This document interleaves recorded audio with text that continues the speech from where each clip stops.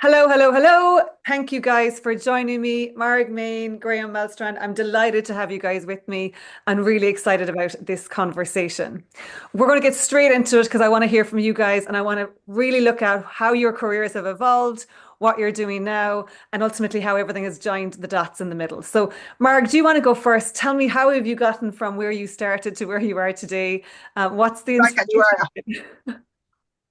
Well, I guess there's a sort of I always think there's two sides to this, isn't it? There's a like a little personal path and then a kind of professional path, and they inform each other, but sometimes they're a little bit they have their own little rhythm.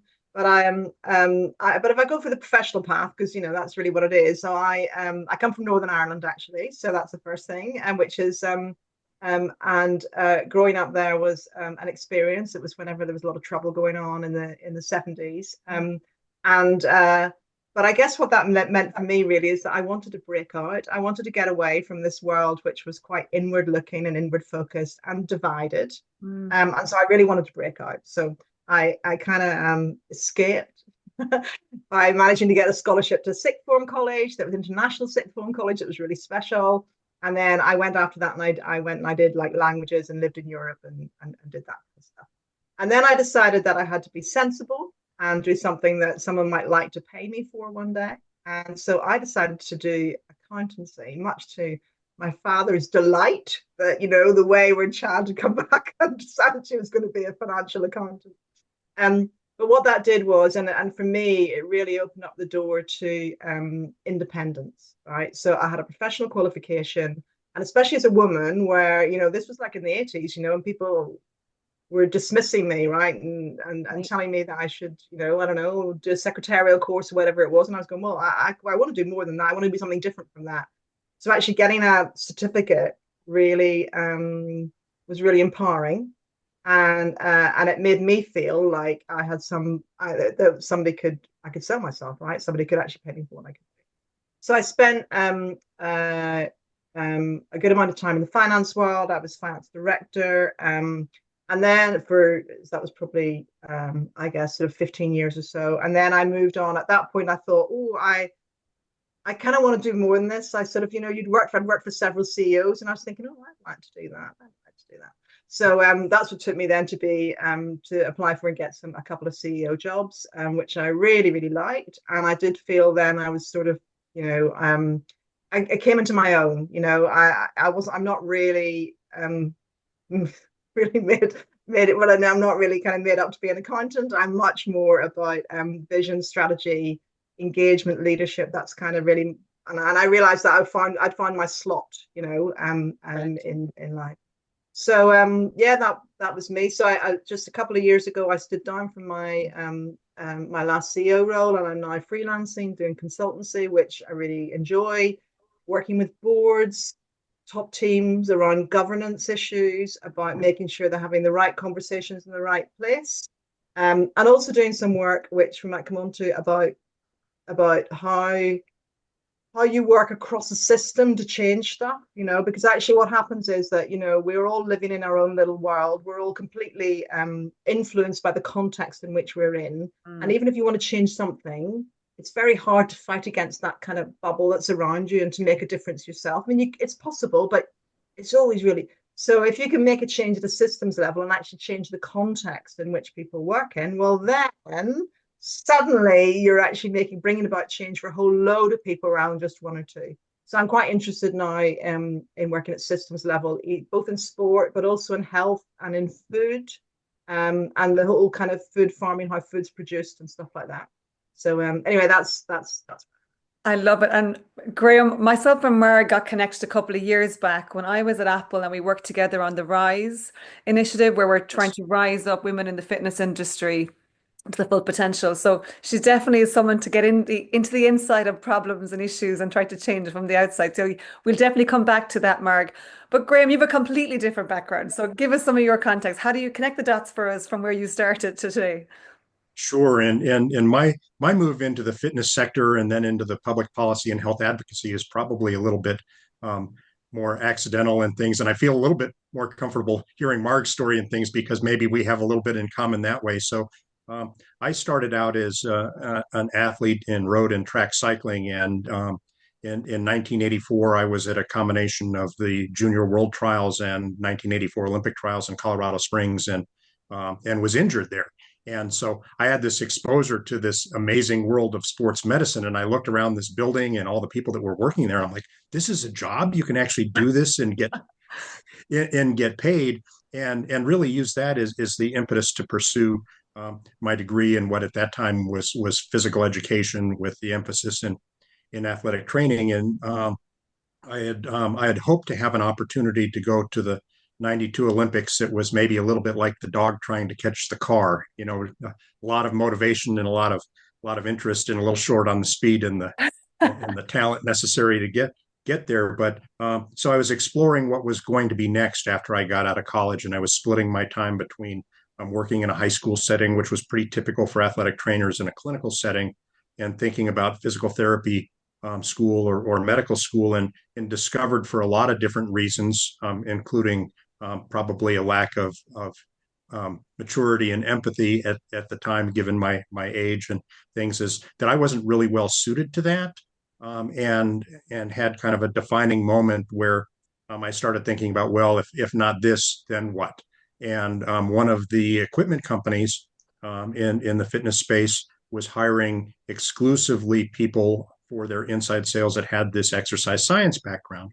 And so I made a transition and spent some time at that company, and then at Reebok, and then got recruited to come back to ACE. And, through, I guess, just a little bit of dumb luck, when policymakers started taking an interest in the personal training space and the quality of their education and credentialing, got involved in the advocacy and the lobbying around either for or against those issues. And then that was really my space over the past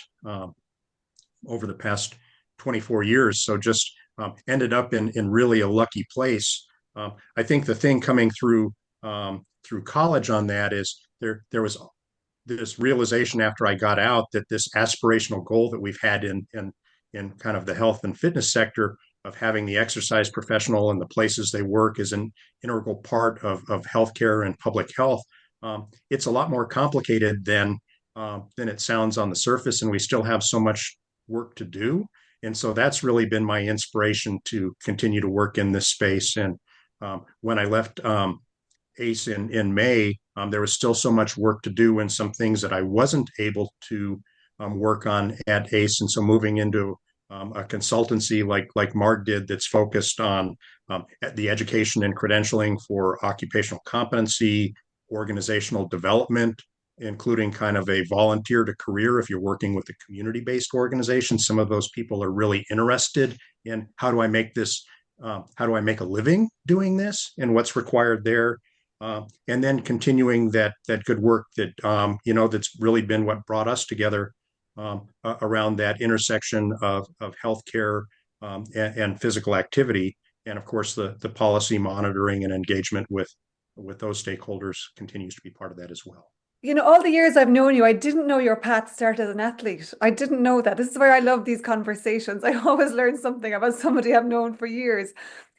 Graham, how does that influence, out of curiosity, your leadership style, or how you see leadership as an evolution? Because obviously there's a massive connection between sports, and athletics, the skills you learn as an athlete, and obviously leadership. Connect those dots for me from your perspective. Well, that really ties actually into something that that Marg said, and that I mentioned as an athlete, is I wasn't an individual with immense talent for what I was doing, but if you look and you identify Couldn't have those been that areas bad of now, Graham. Just to make sure we're taking modesty. You couldn't have been that bad an athlete if you got to where you got to. But if you find your tinker talent, and you can focus your attention and your work on those opportunities where it aligns Right. with your skill set, and things, and then really it's very much leadership and training for athletics are very, very similar. You start at what your end goal is, what is that outcome that you're looking for, and then you work backwards towards all of those things that you have to have in terms of the strategies, the tactics, the resources, and maybe even more important is the people. Who do you surround yourself with that will help make you better, Right. that move you towards that goal? And you learn to deal with the adversity and your shortcomings, and then look at who and where you can align your strengths to be successful. So they're very much the same. Although I find in sport, just in general, the accountability is a lot higher than it is in business.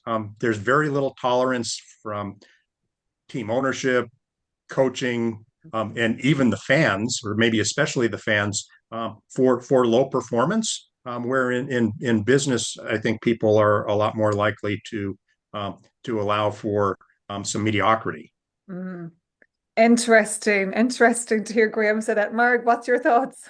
Yeah, but don't you think, Graham, that's sort of the difference between, it's really important. That's the difference between, I'm going to say, competitive sport and physical activity, which you do because Yes. you enjoy it, right? And you do because you like a little bit of this, and you like just, you like to come on when you've done a, I don't know whether you've done a best time, or you've beaten yourself at part run, or you've just beaten the local team and they'll beat you next week, but it's just that kind of friendly rivalry. And I just think that if we're really going to help the world become more active, which is what we all know we need to do for our own mental and Sure. physical health and all that stuff, we kind of, I mean, there's so many people who are put off sport because exactly that, which is that there's no room for mediocrity. There's too many people who get beaten, and it's not that nice to be last, right? Yeah, I mean, I'm a big fan. I was a swimmer as a kid, actually, and I was, we opened I was a swimmer kid. That doesn't really matter because I'm a big fan now of my park run. I don't know if you guys do park run, but the lovely thing about park run is, do you have it in the States, Ray? I'm familiar with it. I'm not familiar with it. There is here. I think there might be some examples in the Boston area of Yeah, something there's similar. definitely some, and actually, there's a very good Yeah. report, which I'll link to this afterwards. But they've proven the value, the return on investment, and the value to the community and society. It's absolutely huge. So, Dr. Stephen Hake has just published the data, which I'll link below. It's Okay, phenomenal, brilliant. and it is in the US. I know they're growing, so lots to happen there. And I am a big fan. So, sorry, Mark, keep going. Yeah, just say so briefly for anyone that doesn't know park run who's listening to this is it's a timed run. It's not a race. Happens every Saturday at 9 o'clock in the morning. I think sometimes it can be 9:30, but at a regular time every Saturday without fail. It's entirely volunteer led. So that's a really, I mean, this park run is a global phenomenon now, and it's run with a very small paid staff. Because it's all about the volunteer led, highly inclusive. So anyone can do it. They've even started doing park walk now where I live, which means that basically people are encouraged to turn up and walk the Yeah. 5K, not run the 5K. So it's absolutely, but you do get a time because it's timed. If you want to improve, you can. If you want to just run and chat, you can. And any size, shape, ability, people run with their buggies, people run with their dogs. And it's just this massive, lovely kind of tribe of people who Yeah. turn up every Saturday morning. Anyway, but I say that because it's an example of taking up the sport of athletics, which, let's say running, track and field, into community physical activity of which is non-competitive, even though people might still aspire to improve themselves, but fundamentally nobody feels like they leave park run and that they're at the bottom of the pile, right? That's Yeah. not a feeling that park is not allowed. Well, Yeah. and So it's that's a maturity for our space. When I said that I didn't have the maturity, I think as a young professional in the exercise space and really being on the sports performance is that the couch to the podium isn't the only progression on that, right? If people are the ones that should be setting their own personal goals, and community and connectivity are a big part of that. If we keep moving the goalpost for individuals and saying, okay, great, now you finished your 5K, now you need to do it faster, people will Yeah. like, why? Right, right. Consistency and doing it over, just being committed to that one time on a Saturday. If we got people to even just do that, we'd have a phenomenally Exactly. different landscape for physical health, mental health, and so much more. So, yeah, it's a great example, Mark. Thank you for bringing that up because I also want to talk more about that in later series because it's a huge success story globally, not just in one country. Mhm. Phenomenal, phenomenal. Mark, keep going a little bit for me in relation to, you said swimming. So for you in leadership and obviously in an individual sport, and you competed. So I'm assuming you competed for a number of years as well. How did that impact your leadership? But even to the companies that you've worked in, as director and as CEO, how has that led into how you're focused on whether your leadership team or your customer? How does it weave into that? Oh, that's lots in there. Big I chunk. guess I guess starting with where Graham was, I think um, when you do sport as a young person, you do learn about setting goals and then working towards goals, which is great. And you also learn that if you do turn up for training every week, you will progress, right? It's like quid pro quo. And actually understanding that connection is really powerful, because then you think, oh well, that means if I really want something, I just have to work out. I've just got to keep going. And there's something about the routine and the discipline, and then the reward that comes at the end of that because you've achieved your goal. So I think that's just a very fundamental thing in life, really, not necessarily in leadership, but it does help you keep perspective, I think, when you're a leader, right? Because you're sort of thinking, oh well, it's not just me now, the whole organization needs to go here. What are the routines that we're going to do? What are the building blocks? We're just going to keep on. Right. We're going to be savvy about it. We might shift the training routine, and we might shift Sure. our strategy or our tactics, but just that it's a sort of level-headedness, I think, that you can get, because there's very few people that kind of break through overnight, isn't there? And that there's a whole lot of work behind every athlete that's supposedly the breakthrough moment. Yeah. So I think the other thing is that I guess, like many people, I've done. So I did a lot when I was a kid, and competitive swimming. Swam in the Irish nationals, so the championships. I love that Um, there's always Irish connection. Graham must come back to your Irish connection because oh right, I okay, do great. something. I will ask And every then, single person. I guess, like many people, I was kind of always a bit athletic during my 20s and 30s, but didn't really, life work got in the way. And then I remember when I was 40, I decided to go on this that I couldn't, I had to demonstrate that I was still up with it. So I went on this big bike ride with a very good friend of mine, and we did the Three Peaks, which is a thing in the UK. So basically, we climbed Ben Nevis, which is the tallest mountain in the highest mountain in Scotland. Then we cycled down to the Lake District, climbed Scafell Pike, which is the highest mountain in England. Then we cycled along to Wales, and then we climbed Snowdon. So this was like a big trip, and it was wonderful. Awesome. And then after that, we thought, oh, we can do triathlon. That's dead easy, So we got all like anyway, so that started me off doing triathlon. So that was really nice. And I've really dipped in and out of triathlon for the last 15 years. And it's been a real joy. And it made me realize that what I love doing is all that outdoorsy stuff you did as a kid. As a kid, it's riding on your bike and playing tag and diving off the diving board and all that. So that triathlon's so lovely because it's just very playful for me. So I guess, and then, sorry, my little final flurry of achievement is my sister and I in our late 50s, so we represented Ireland at the World Championships for the age group championships in triathlon, and in the old ladies category, which I always have to say. But nevertheless, we got the Irish suits, and we're very Excellent. happy. But I think the reason I sort of say that is because I think, if I make the analogy with work and business, it was also about saying you can pivot, you can change. Mm. So, I was a good swimmer. I wasn't a good runner. I was pretty athletic, kind of, so I could take my swimming, and I don't want to do that anymore, but I can actually shift it into triathlon because that's a really nice thing to do. And so you can pivot and shift, you can change your goals and set new ones and always refresh them. And I think that's, with work, it's the same thing. You might have a certain skill set, but you might decide, well, if I could just take that and apply it here, what would that look like? And we all learned in COVID, we all learned to do that differently. So I have a quick question for you with the triathlon coming from a competitive swimming background. So my wife also had a competitive swimming background and did some what I would call event tourism for triathlon up to like a Yeah. half Ironman. And her lament was always that when she got out of the water, all the bikes were racked, and when she got back from to the end of the bike, all the bikes were racked. Similar situation, or were you able to develop the cycling part a little bit more assertively? Yeah. My complaint is the opposite. I mean, I'm grateful that I don't fear the swim, because some triathlon, I mean, it's tough. That's the first bit. And as Yeah. you're nervous, if you don't feel confident to swim that. So I'm grateful for that. But I'm also frustrated that because swimming's my best of the three, but it's the shortest of any triathlon. It's the shortest Yes. amount of time. And therefore, you might be 10% faster than someone else in the swim, but that might only be like few minutes. Whereas if you're 10% faster than someone on the bike, whoa, then you've gained a Yes. good 15 minutes or something. So Yeah, that would be my complaint. And That's the joy of triathlon, right? Which is nobody is the best in all three. Everybody. Exactly. that's it. Yes. And one thing you picked up on there, you kind of mentioned being active when younger, and then obviously you pulled that thread through that actually you're still active and competing at a very high level, and this is where I think it's important, especially when you look at our careers, going back to your point around, we change and pivot, and we haven't got the old-fashioned mentality of you're in an industry, even in one company, it's not even an industry anymore, and you stay in that for life.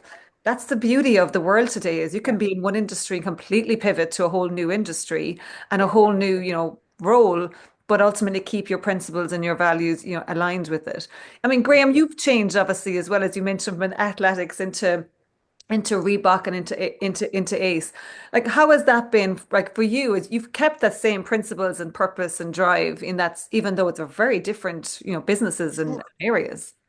Well, the underlying part of it at the end of the day is always the science and in the programming, and then with the business elements. When I was with it was at the time it was Unison, and then with Reebok, the consultational sales approach of what problem are you trying to solve, and what resources do you have available to do that? What happens if you don't do anything? And besides you, who else is involved in this decision making process? Those those things were actually probably a little bit more cut and dried on the supplier side on that, because people had more clear ideas on that. The pivot to education, it's the same sort of thing on the education and credentialing. Is what do you want your end state to be? Which is, for most individuals, they wanted to be a practitioner and they wanted to work with people and help them change their lives. The problem with education and physical activity is you make the investment of the financial investment, the investment of the time, and you may not achieve necessarily the outcomes that you're looking for. So it can be a little bit more complicated, especially if you're doing education and training with employers. But at the end of the day, we're all in kind of that sales mode, whether it's around ideas or education or a product or services. Um, People consume things because they're looking to solve a problem or change or advance some element of their life. Now, both of you guys have come through the entire chain, right from entry level right to the top, and obviously in different markets here as well, the UK and the US.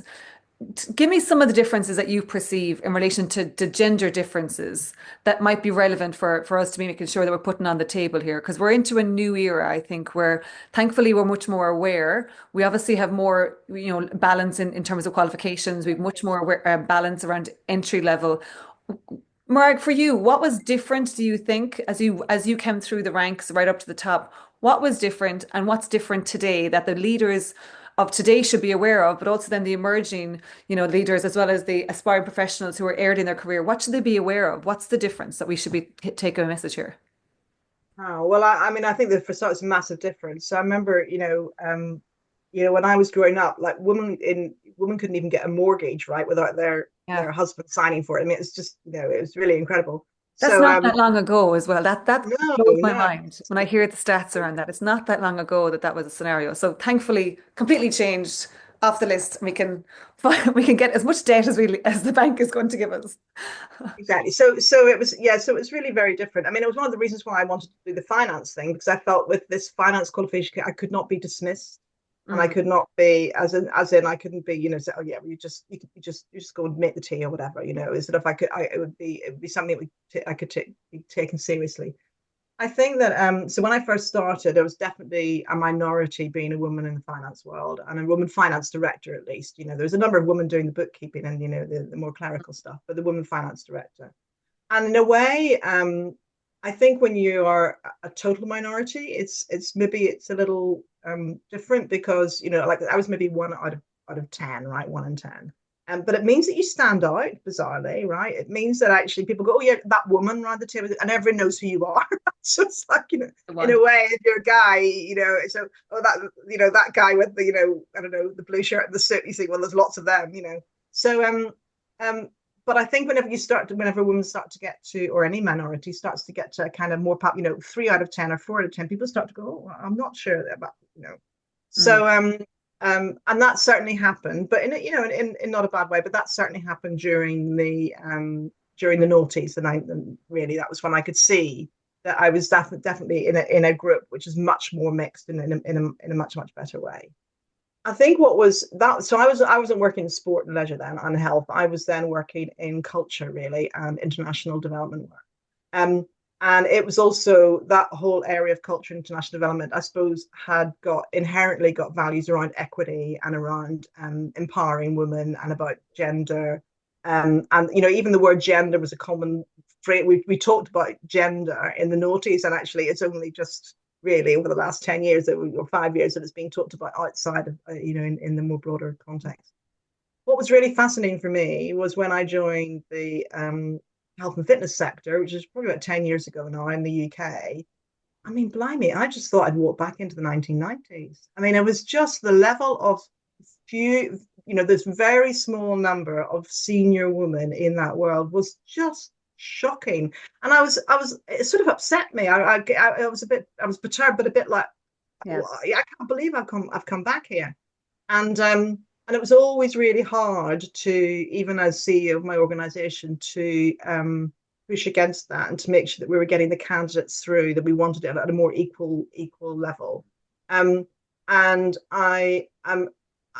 it's hard. I mean, I've maybe got a few theses as to why, but I mean, that doesn't really, why doesn't really matter. The point is what's going to change and how is it going to change. Yeah. But it was very difficult. I think particularly the women in the sector, it might come up marketing, HR, sales, maybe a little bit more, but the operational side was really very, very hefty. The senior leadership in the operational side was really very male dominated. And I think it might be to do with the R's, the culture, and then changing that is hard. So that's where I. And I know we've been trying to crack some of that with the evidence base of the reality of the numbers, so we can actually see progress and track progress. Graham, very different from your side. You tell us what's from a man's perspective, and I know you're a good ally over the years as well, and you've been involved in many initiatives. But how have you seen it been different and changed over the course of your career? And likewise for emerging leaders, male or female, how do we make sure we have gender balance at the right level and we're able to just progress based upon skill set?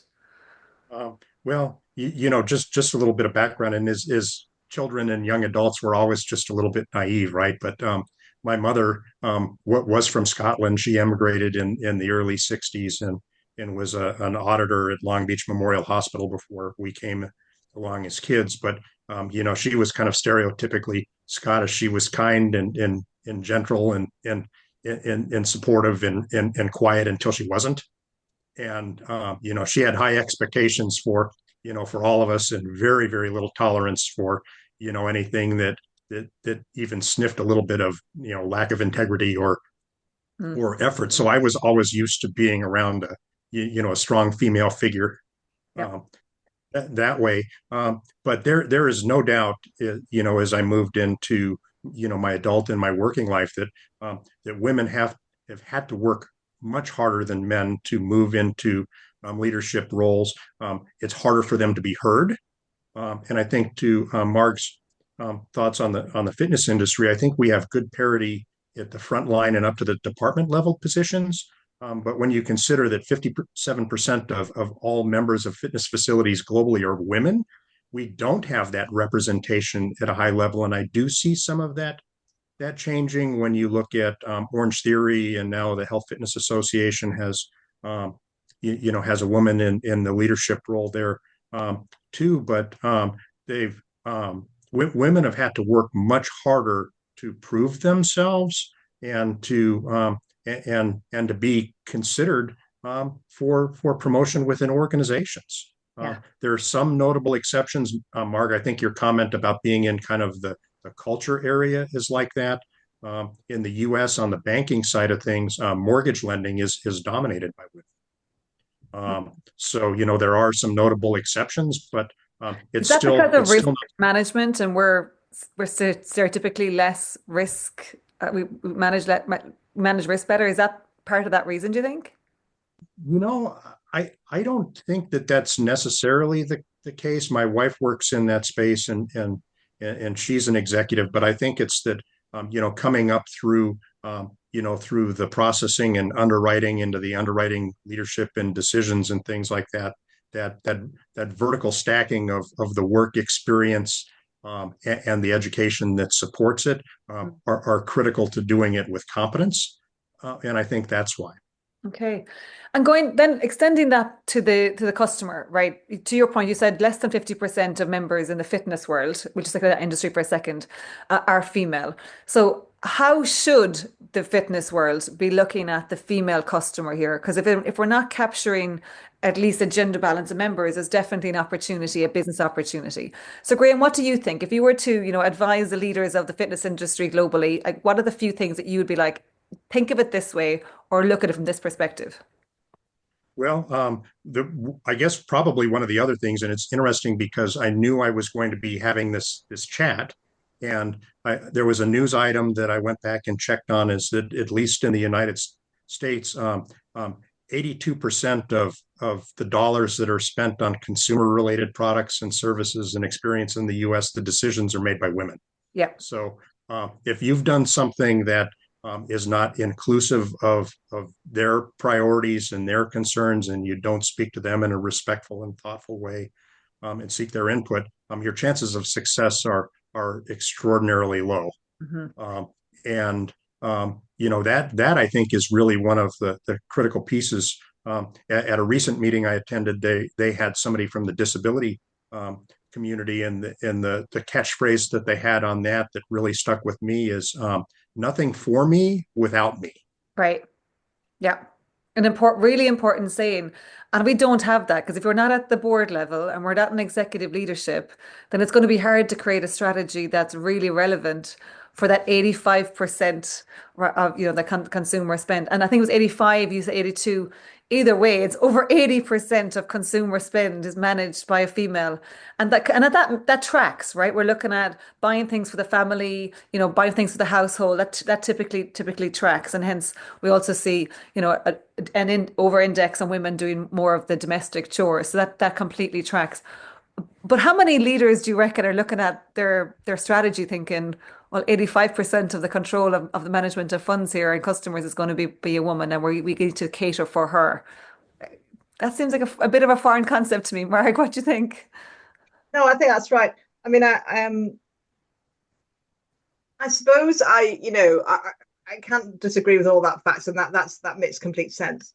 I suppose my advice or my thought would be about making sure that we just don't say woman, right? I mean, this is like 50% of the population. There's a huge variety of women out there who want to do different things, Yeah. and who've got a different attitude to life, and who have got different needs as well. So it's about getting a bit more granular as well about what's within that box, if you like, rather than just painting everything bloody pink, right? Which drives me mad. Drives me I mad went to buy a too. new bike the other day, and my choice is pink, Pink. purple, or pink. It's like and I think that's where that's the cliche then, isn't it? Which is actually, if you're not with us for us, if you're not part of that, you don't recognize the breadth of stuff that needs to get done. So I'd be saying, yes, look at what women are, understand your market, understand the female market, but understand also that there are older women, there are younger women, there are girls, under 13s, whatever, there are girls doing sport. There are women at different stages in their lives, and we will, like, whether that's kind of just in your teens, girls, like boys, right? But girls have got their own issues going on in their teens, their own hormones flying around, their own bodies changing. Likewise, whenever, if you're having children, that's another whole kind of like physical thing in your bodies. You've got different other needs around physical activity. Likewise, menopause, right? That's different again. So I'd be saying really unpack that demographic and not just say, well, met woman, right? Right. And that exactly. And that goes for your products and services, that goes for your classes, that goes for the sports gear that you're selling, the equipment that you're selling, that goes for the kind of facilitation you want your instructor to do, whether it's like all around wellness, or whether it's hard and fast CrossFit, whatever it might be. So it's really just can we just stop, big pink brush over everything? Can we start to understand that there's all colors of the rainbow within the Yeah. female? with And you're female right, gender. it's very different trying to sell a product or service or develop a solution for, a 13-year-old girl versus a 36-year-old versus a 66. Vastly different. And that's the same with men, obviously, as well. People are complex and different, so we need to break it down. So if you think about then, let's go up the chain, keep going, right? We have the board directors and the board construct. The average profile is 64 male white average. And again, I'm stereotypical there a lot. Are we seeing more, and I know Marg and Graham, you're both working at board level. Are we seeing more balance of ages as well as genders as well as, ethnicities? Are we starting to see it? Is it fast? Is it really slow? Is it very infrequent spaces? What's your experience? Graham, do you Go want to go ahead. first? So you want me to go first on that one, Yeah, Grace? please, Graham. What do you Well, think? I think I've been really blessed in over the last 25 years in terms of working with as part of the leadership group at ACE and then with the Physical Activity Alliance in the health advocacy spaces. Um, that diversity and inclusion is highly valued, Hmm. and there's a lot invested in a lot of effort that goes into whether it's at the board level, making sure that there's that balance and representation, or if you have advisory committees that represent different stakeholder groups, making sure that they're representative of the overall population. So my experience on that is been pretty positive and pretty favorable. I recognize that that's not always the case when you look at boards of directors for other organizations. Yeah. If it looks like the executive director kind of Hall of Fame that you'll sometimes see in a YMCA, where it's all of the guys from the 40s and 50s with the horn rim glasses, and they're all wearing the same suit and things like that. They're interchangeable. You could rearrange the pictures, and it would largely look the same. If you're looking at that, 1950s to maybe 1980. So I'm aware that it's there, but I've been blessed and I haven't had that experience in terms of the organizations that I've worked within. Yeah, and I wonder, Marg, not-for-profit versus private, where does that break down and separate there? I think, I mean, probably like Graham in the not-for-profit world, or even in the organizations that are and companies that are more established and more mature, I guess, and where the board system of governance is more mature. I think there's definitely you see the balance.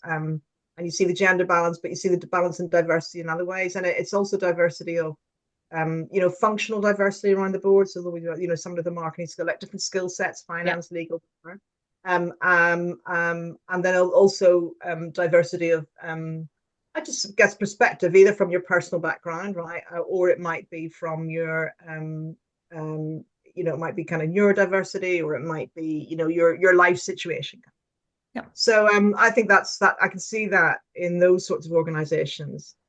I wonder, and I'm going to ask you a question, Grace. I'm going to throw it back to you, which is because you're closer to that whole entrepreneurial world than I Yeah. am. I wonder whether in that entrepreneurial world where you've got, investors with the money, which is, I think, still are predominantly men in Yeah. that kind of property, that kind of investor world. And you get investors coming in and saying, I want this to happen. I want it to happen today. I want it to happen tomorrow. This is all that's a very different culture, Mhm. I guess. And Yeah. my supposition would be that those are much more male dominated and much Yeah. less diverse, but I don't know. I mean, what's your experience of Yeah, that? definitely in my, and you can see actually a lot of the data recently around the investment. I mean, it's still between 1% to 2% investment goes to female founders. We still have the perception of is different. Women are judged on their past, men are often judged on their future. So it's very different. Research indicate the questions asked, even in an investment call, are quite different. And I've done lots of investment calls in the last few years, with another male. And likewise, it's actually quite obvious from my perspective that I'm getting asked questions differently. And obviously, we're in different roles as well. But there's a huge difference of perception. And to your point, exactly, it's harder because we haven't got a history of success, and hence it's not been done before, which means it won't might be done in the future. And there's definitely a bias, and I think I appreciate we all have unconscious biases, and there's plenty of them, and some of us have conscious biases, which I'm very very trying to be aware of as well.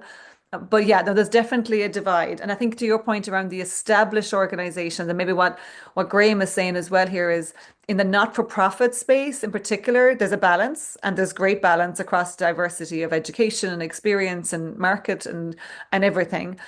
In the private sector, it's still a lot of room for maneuver in relation to getting that balance because it's still an element of referral of who do I know? Because I'm more comfortable with somebody I know or someone that I can see represents my journey, which brings us back to that kind of reinforcing the same person being promoted to the same positions or to that similar group. And we have a lot of groupthink. And I think there's an element here, and I'm doing this fun. I'm really enjoying my course right now with the Institute of Directors of Ireland, and there's some phenomenal data there. It also indicates that ineffective boards, groupthink, the role of the chair is quite important as a facilitator versus a decision maker, and I don't think that's fully understood actually in many spaces. So we have a huge hurdle to overcome in relation to female founders as well as female leaders and in relation to that respect of this person is professional and is their gender shouldn't come into the question as much as it does today. I mean, I think the other thing is that there is to, you just struck a chord with me when you said about conscious bias, when you're conscious of your own bias and aware that actually you need to shift a little bit. And I think the issue of youth is an interesting one on boards because it is you do need people on boards. For a start, you need people with the experience. So, Yeah. that does come with time. Yeah. And you also need people with the I'm going to say the time capacity in a professional world because actually once you get start having being like for example a non-exec on a board level, if you're not the full-time employee but you're doing some part-time board work, then actually there's a level of kind of independence and income that's not necessarily the same lifestyle that you would expect to have in your 30s. It's much more what you have in your 50s, right? So but if you are on a board and you recognize that you aren't very diverse, let's say as regards youth, and there's not a lot that you either can or even wish to do about it, well then there's other ways in which you can make sure those voices are heard and that you are listening and your bias is being woken up and challenged all the time. Yeah. You can create a little youth board, right? A youth advisory board, or you can actually understand, you do some more market survey with youth, you can actually talk to particular customer groups, so I think it's or staff or employees, wherever you want to go, but you can go and find those voices and make sure they're heard around the board table, even if they aren't directly sitting at the board table. And so whenever people say to me, oh yeah, but no, we couldn't find a woman or we couldn't find, there's sort of complete, there's no one out there. It's very difficult in our sector. I'm thinking, fine, but what are you going to do about it then, right? How Right. else do you get that perspective into the board table in a way that's really authentic? And I think there's more creative ways of doing that. Don't ever we shouldn't ever allow ourselves to get stuck and saying, no, it's just really hard. And I know both of you are helping boards to create that diversity and succession planning and evaluations and everything else. And to your point, Mark, it's actually one of the reasons for the collective is as people are saying they can't find because they're not in that network. I'm like, we have a big network. Let us help you. What's the skill set you require? What's the market? What's the profile? And we'll help connect those dots because the person exists for sure, and we can help. So, Graham, I cut you off. Yeah, no, thank you for that.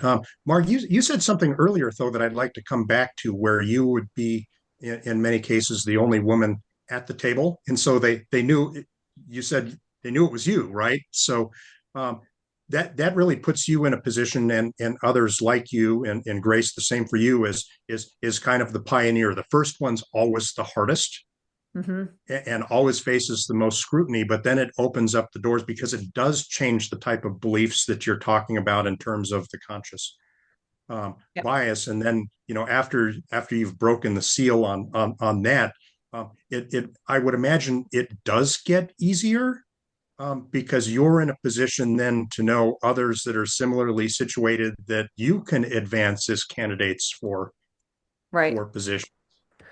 Yeah, yeah, You sure. elaborate on that experience?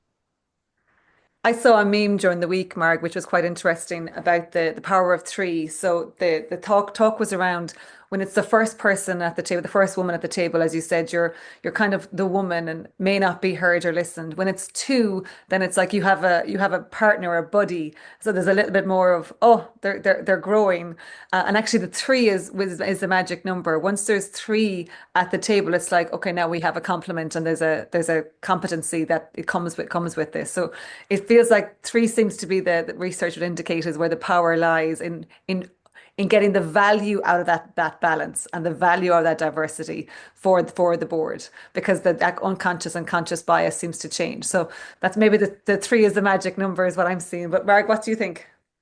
Well, the one I'm particularly thinking of is there was another woman that was co-opted on with a culture hat. I was there as of right, if you like, with a sport hat as a culture hat. So there were actually two of us. But I like that idea of three, because I can see again, because just because you're a woman doesn't mean you all think the same. So having three, you Right. start to demonstrate that you've all got your own ideas and opinions and perspectives. So that I love that idea. Um, I think that what was I going to say? I think I forgot what I was going to say. Something really intelligent. But anyway, I've forgotten That's that. all I like right. that's right. Oh, Co- I know. There you go. Which is it depends a lot. So whether it gets easier or not, Graham, is what you were saying. It depends on whether or not the rest of the board or the rest of the group that you're in is got this. Is it conscious or unconscious of the inherent bias or the culture, right? So Yeah. if there's a group established where this is it, and this is who we are, and it just happens to be a woman at the table, well, hey, we're just going to still do what we've always done and talk, and the values, whatever it is that that group has got, if that culture is stale, then it will stay stale. If that group is open to refresh, and it can be refreshing anywhere, it doesn't have to be a new gender person, it can be someone of a different gender, it could be anyone that's not in the same pattern. But if that group is open to refresh, then it can make a big difference, and then it will get easier. Yeah. But I have been on boards where the group isn't really that keen to refresh. They want to keep doing things the way they've done, been successful for them in that period of time as they perceive that to be successful, and then they're continuing. So, and that will be an organization that then doesn't refresh. That's the and therefore one would argue an organization that finds it harder to stay relevant, finds it harder to be successful over the longer term. Yeah. Like, That may be why this sector, the fitness sector, is a little bit stale, because the ones that have figured out how to make money off a membership first model are reluctant to change. keeping that in that circle. I mean, obviously, I'm pretty sure every director knows, every leader knows that succession planning and fresh thinking and fresh perspectives adds to the business model. But are we seeing directors at board directors rotate out after 5 or 9 years or somewhere in between? Are we seeing that at some of the organizations and others? It doesn't sound like it's standards, what you're saying as well, Mark. Like 5 years rotate out might not be happening. Well, in the not-for-profit, yeah, I think in the larger, as I say, the more mature companies Yeah. and not-for-profits, it's good governance and good practice for that Yeah. rotation to happen. I mean, it's different if your board's made up of both execs and non-execs, and I'm really talking here about the non-execs that would have Correct. a full. Agreed. Yeah. Of course, that's different. They're the employees of the company, and that's different. Yeah. Yeah, in I think in established corporates, rotation is recognized as being important, and but it can be 6, sometimes 9 years. I mean, it's a fairly lengthy period of time anyway. Yeah. And then it's all about the new recruiting. It's whether or not that board as a collective, the company as a collective, is really committed to um, um, build a diverse board because they want to harness the value of diversity Yeah. in the room. And Graham, how about you? Are you seeing it? Yeah, and I think that with the board selection and the transition that you planned in that succession, an important part on that is really how you identify those candidates that are the most qualified, that are there to work and contribute to the future vision and the work of an organization, whether it's for or not for profit, because we know that there is an element of wanting to be at the table and look for opportunities that are adjacencies, or as a brand burnishing exercise, or as a requirement sometimes in the not-for-profit space, that if you're an executive level in a for-profit company, that you commit a certain amount of your time towards charitable work, and often that is in the form of board service. But um, it, it it really is important and critical to have those people that are thoughtful, that have a specific area of expertise that they're bringing to the table, and that they're willing to leverage and share that information to move organizations forward. What would be your advice? I mean, if you're looking at the listeners today that are, from across industries, sport, health tech, med tech, fitness, that broader remit of people trying to get the world healthy and active, what would be the one advice or thought that you would ask them to think about or take away? And I mean that those in the leadership, like those in executive leadership and on boards, directors, executive and none. What would be the one thing that you'd be saying, think about this bit?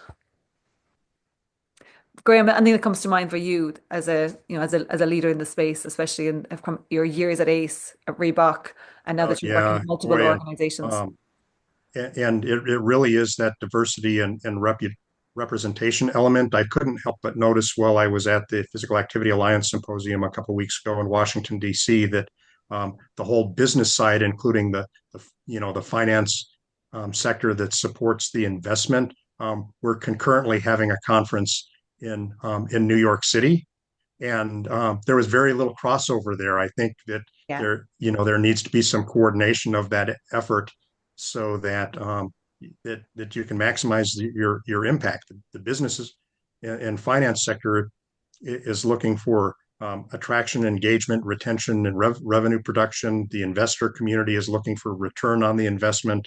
yeah, And if they don't know enough about what's happening on the health advocacy side, they miss out on the opportunities to monetize the opportunities that are being created really on their behalf. yeah. And that's probably specific to this sector, but that's the one that that I've waded into and I can watch. That's really important. I was with a group recently and I felt like the physical activity purpose was sitting under impact and kind of the social responsibility. And it does obviously, but I was like, hold on, this is the opportunity here, and from the business perspective is phenomenal. We have over 90% of adolescent females inactive. We've over 82% of inactive of adolescents males inactive. We have in the US, for example, there's 78% of adults who are insufficiently active. This is a phenomenally large population. So yeah, we definitely need to think about the business case here to complement that this is the right thing to do and it's good for society and it's good all. So I feel like there's a win-win-win-win-win scenario if we can achieve this, hence the need to work together and collaborate and think about it from all angles. Mark, what do you think? Yeah, I think it's really about expanding the market, expanding the size of the pie rather than cannibalizing, Yeah. other people's, and that competitive stuff that's going on about trying to nick other people's members, So, Yeah. um, and there's still so many people that would benefit from being more physically active completely. And I still think that the industry doesn't really talk to them first. So it's almost like they're in this echo chamber of talking to people. If you go to some of the big conferences, it's everyone saying, look at this new piece of kit, isn't it amazing? And it is amazing if you're really into gym kit. But you know what? The market, if you're just trying to nick who's got the best, you're not, you want to do something that's going to increase the market. And I think health and, back in 20 years ago, people would go to the gym because they wanted to, I don't know, lose weight and get into size their wedding dress or whatever it might be in Yeah. time, and they'd be trying to burn the calories. And now I think there's definitely in a much greater awareness of the importance of health and physical activity for health. And I think that is the lead in to Yeah. getting more people to be more physically active, to say, look, this is not about pumping weight. It's not about wearing lycra. You don't have to, that's part of it, but that's not what we're selling to you. We need to sell you something else, which is really going to make you feel happier and healthier and lead a better life. So it's and then you sort of think about who do we employ in the fitness industry, and actually we employ people who love fitness. Okay, so they don't really understand the people who don't love fitness. It's the people who don't love fitness that we're trying to get right. Yeah. So and I think so health and prescription, social prescribing, the link with GP surgeries, all of that we're trying to do more from the UK.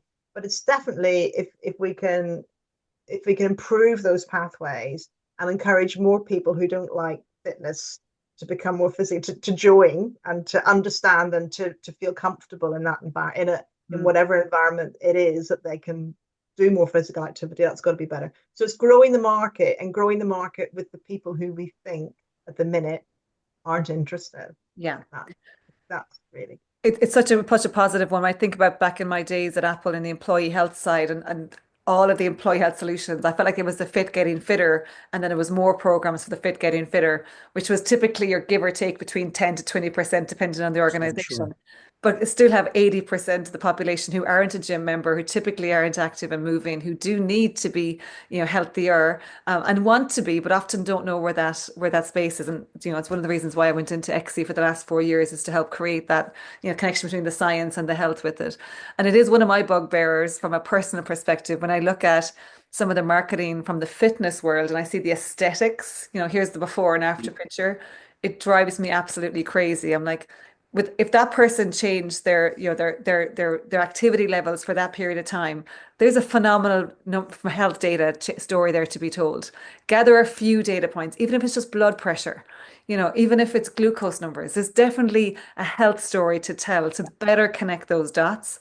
Because to your point exactly is it's the population that looking at going, well, I didn't do it, hence the before and after. And I don't know if anyone, it's tough looking at the pictures as well. I'm going, there's so much more to this story.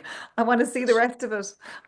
Yeah, Yeah. it's super hard to kind of hear those conversations and realize that they're still happening. One of the first ever public health conferences that I went to was one on weight and obesity, and they obviously served a lunch, and we had roundtable breakouts and things like that, and I was sitting next to a gentleman that was from the Johns Hopkins School of Public Health, and he said, well, it's great. The fitness industry is one with tremendous potential. And I'm like, well, tell me more. He goes, well, at the end of the day, they're like country clubs for people that like to pick up heavy things. The same as every other. One you swim, one you swing golf clubs, and you pick up heavy things. And I said, well, tell me more about what you think needs to change. And he said, well, offering programs to non-members as well that are structured and time-bound and focused on a particular outcome or health condition that they have might be nice.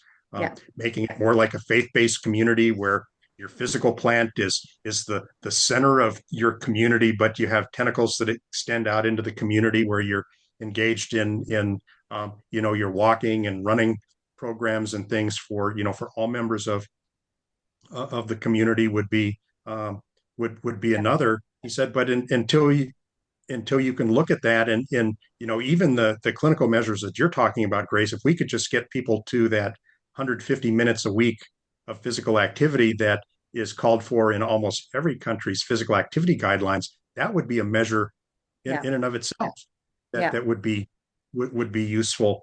And so that awareness of kind of what we've built in a fitness facility is a space with potential, but if you have to pay to get past the front desk to access the space and the equipment, but you still don't have any leadership, Mhm. there's so many disincentives to participate in the first place. Never mind the ones that we erect that are Yeah. financial or related to what people don't know about what happens on the other side of that Yeah. um, are easy to address, but uncomfortable because it's such a staid space.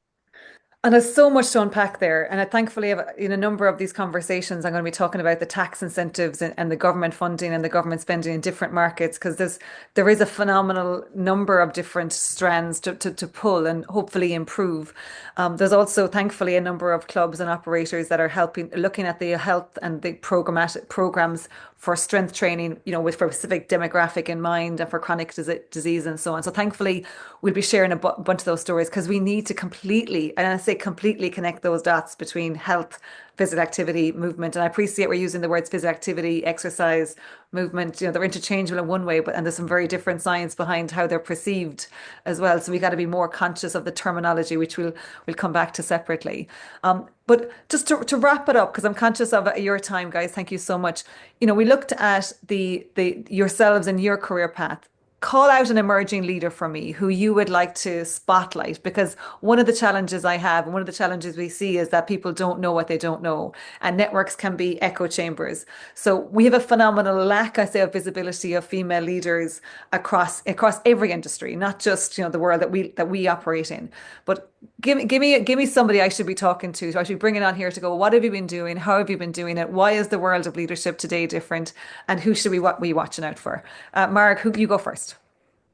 So I've got two people. I'm going to cheat. So Excellent. one is someone who you and I know very well, but she just has to be up there, which is Elena LaPetra. She is just an absolute. I don't know if you know her, Graham, but Elena, she is co-founder of Stronger, which basically sets up studios and gyms.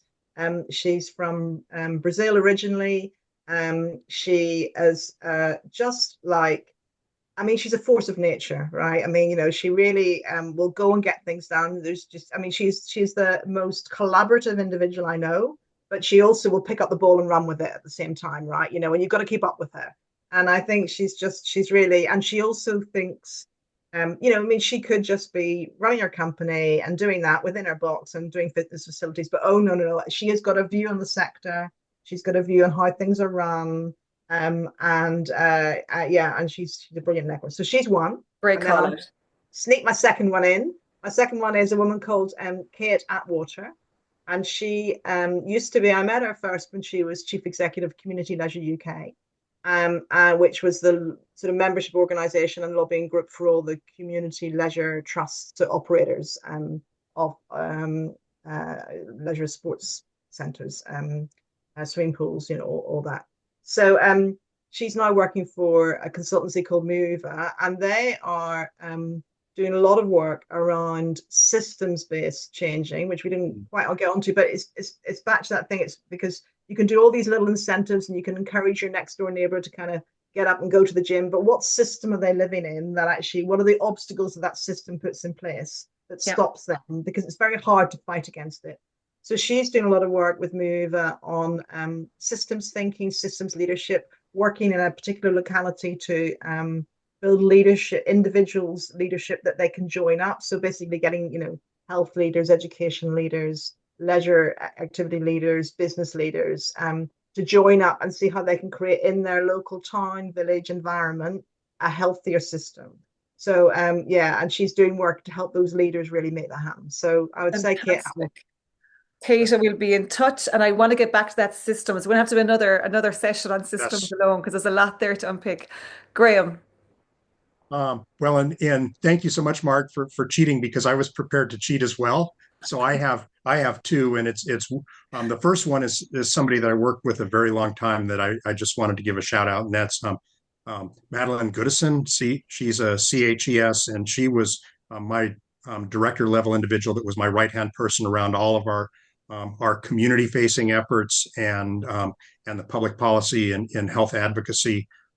And She was the one that really helped drive the initiative that we had with Special Olympics to build some community level training um, um, courseware underneath a CDC inclusive fitness grant that we had. And she's taking a little bit of time because she has a little one at home right now before she kind of re-enters a full time on that. But she is amazing. And then the other one, everybody has to have a dark horse, right? And at ACE, we would meet just an amazing number of practitioners at conferences and things like that did really amazing work. And there's a young lady out of Brooklyn, New York, that comes from a marketing background. So she was most recently a CMO of a company in the UK where she was there under contract to help guide um, their growth. But she started a fitness company that's focused on women, and it is some personal training, but it's more like the lifestyle and behavior change. She's doing the coaching. excellent. Um, and she brings that expertise as a marketer and a communicator to that. And I think she's going to be one of the rising stars in the space. It's Zoe Schwartz, Zoe. and I knew you were going to be asking about that, and I would just love to make that introduction. I spent a little time with her on the phone the other day. She was talking about what she's planning for 2025, And she's on the same type of trajectory that some of the IDEA personal trainer and fitness instructor of the years have in the past. She's going to be somebody in the space. Excellent. And I love the fact that you both cheated. I used to have a friend who used to say, if you're not cheating, you're not trying hard enough. And I Something thought, about choose one, upcoming leader that you should know, especially a female leader. That is so hard to parse and that. this is the thing, right? It's an interesting one because when I came back in the last few months trying to dig deeper, and everyone's saying, we got to call out successes, and I'm like, great, I'm happy to call out successes. It's just I don't see the visibility into where all the success. So it's really important that we do highlight, people that are emerging and doing great stuff because, a rising tide raises all boats. And for this phenomenal challenge that we face of trying to create the population to be healthier and more active, we're going to have to all work together in a phenomenally, different number of ways. So it is important. So thank you guys for calling out two each. I'm also conscious of everyone listening. I mean, thankfully, all three of us are working in this space to help, right? So from aspiring professionals and leadership development through to board evaluations and helping that board get more diverse, as well as looking at the strategy of business opportunities. So we're all here to help, which is good. So anyone that's listening and thinking, I'm not sure about this piece, thankfully we'll either connect the dots ourselves to that answer, or we'll find the right person who's the expert and knowledgeable and in the marketplace for it. So thank you guys so much. It's been a pleasure. We have a lot to unpick, so we're going to have to do this again, I'm sure. No doubt. We'll pick different people to partner with next time so we can pull a different thread. But it's been a pleasure, as always, connecting with both about you guys. And I look Thank you. forward to following up. Yeah, I really Thank you enjoyed so it. much. Really great conversations. Thank you. Thank you for listening. You can connect the dots with others by sharing this podcast with colleagues and teammates. At wearethecollective.world, you can join a professional network, avail of professional development, and engage your support team. We collaborate on the shared pursuit for gender balance in health and business. Until next time, keep connecting the dots.